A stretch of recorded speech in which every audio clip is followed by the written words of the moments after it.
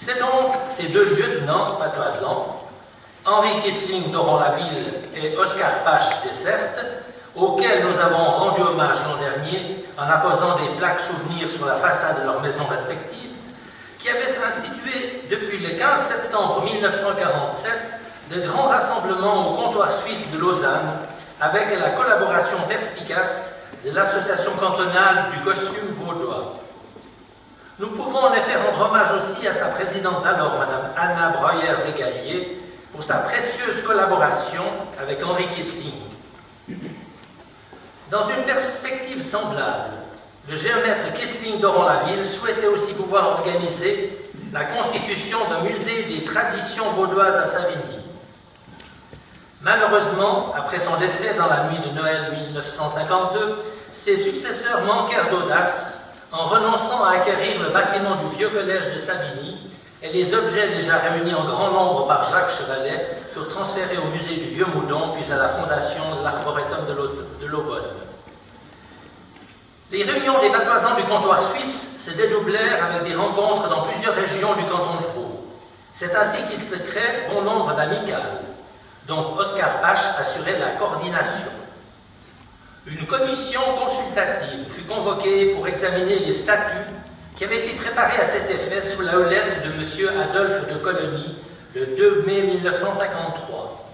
Après examen, mise au point, cette commission consultative fixa une assemblée constitutive le 24 mai 1953 à la grande salle de Savigny.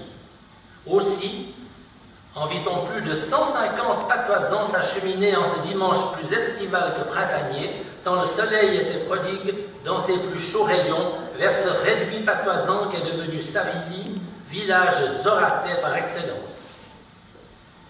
La plaque à la mémoire de Marc-Louis avait été revêtue de vert et de blanc, et les trois sapins, armoriaux, ornaient agrestement la façade du collège. De même, on les voyait figurer au fronton de la scène dans cette grande salle où nous avons déjà vécu des heures aujourd'hui encore marquantes à l'horloge du souvenir. Si l'on se réjouit de revoir les têtes connues de nos plus authentiques amis du vieux langage et des saines traditions prendre place, on ne peut regretter le très petit nombre de Vaudoises en costume. N'est-ce point pourtant de la vétira cantonale qu'est née la première tenable du patois? Mais déjà, M. Alada, 87 ans, de Roche, nous prend par le bras pour nous faire admirer le magnifique vendosier en forme de coquille et la masse primitive souricière ou ratière qu'il donne au futur musée de la vie vaudoise. Peu après, le rideau s'ouvre et retentissent les voix d'un petit groupe d'écoliers de la première classe de Forel-Lavaux, dirigé avec conviction par M. Paul Burnet, instituteur au Pigeon. C'est d'abord la Fite d'Ao 14, puis la chanson du laboureur de la fête des vignerons de 1905.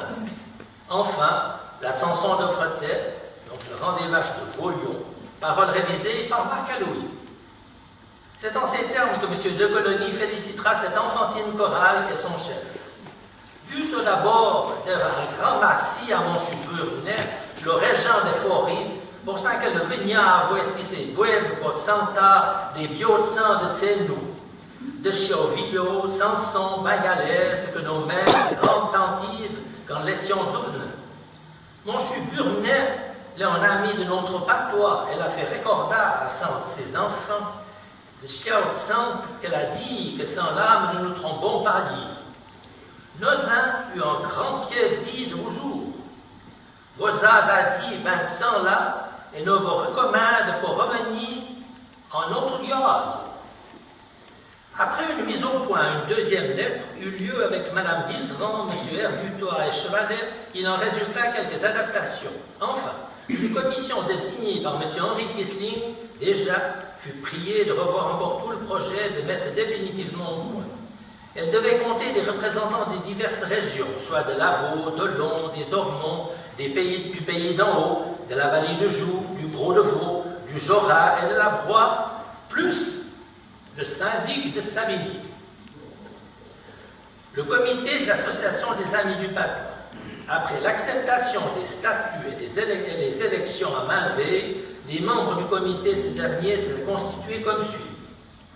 Président, M. Adolphe de Coligny, sous-directeur de l'UVC à Lausanne, vice-président Maurice Chapuis, Carouge-Prémézières, secrétaire Oscar Pache, SR, Marie Disserand, secrétaire du courrier, Henri Nicolier, caissier, La Forge, membre adjoint Charles Montandon, Puy.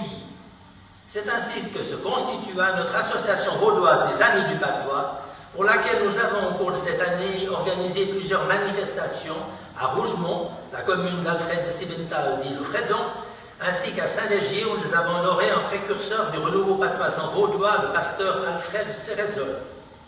Par la même occasion, nous nous sommes souvenus de la rencontre qu'il avait eue avec Frédéric Mistral le 10 août 1885.